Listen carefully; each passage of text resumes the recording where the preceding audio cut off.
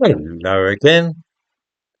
Something which might very well influence how people vote in the German elections today is the fact that Islamist attacks by so-called asylum seekers are starting to become a routine fact of life in both Germany and France.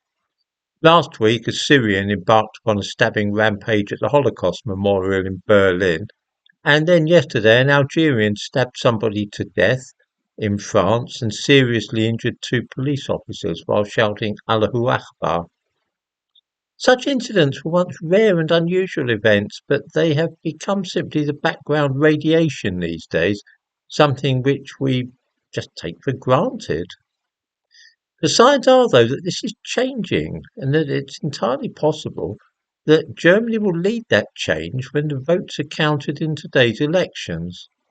It's widely expected that Alternative for Deutschland will come second, and that a right-wing party in Germany should be making such progress shows how seriously many ordinary people are taking the threat from immigration, especially that from Africa and the Middle East.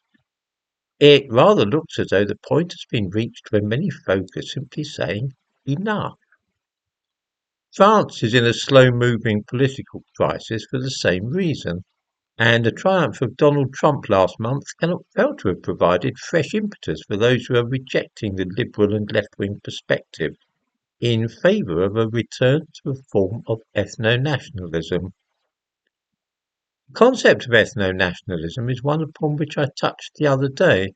I pointed out that there's a difference between nationality and ethnicity, but that sometimes these things coincide, as in the case of Hungary and Turkey, and of course England.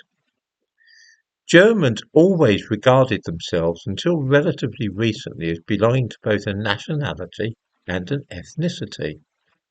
They were persuaded to abandon this idea in recent decades, but all the signs are that belief in German blood is returning, and with it a sense of both national and ethnic pride. The rise of Alternative for Deutschland must be seen in this context. This revival of ethno-nationalism is also the underlying driving force for the surge in popularity of reform in this country, although this is not mentioned out loud, for fear of scaring people off or providing ammunition for critics on the left. After the end of the Second World War, many people thought that ethno-nationalism in Europe was a bad thing, which is, of course, what led to the creation of the European Union. These days, a lot of people in Britain, Germany, France, and Italy feel that rather than being a busted flush, a defunct and discredited ideology, ethno-nationalism might actually be the way forward, providing a coherent plan for the future. By the by, I've removed the video which I made about Greg Fellows because he's becoming increasingly demented, and I do not want my email inbox to explode with his weird messages. I have reluctantly banned him once more from this channel because his comments were growing pretty offensive.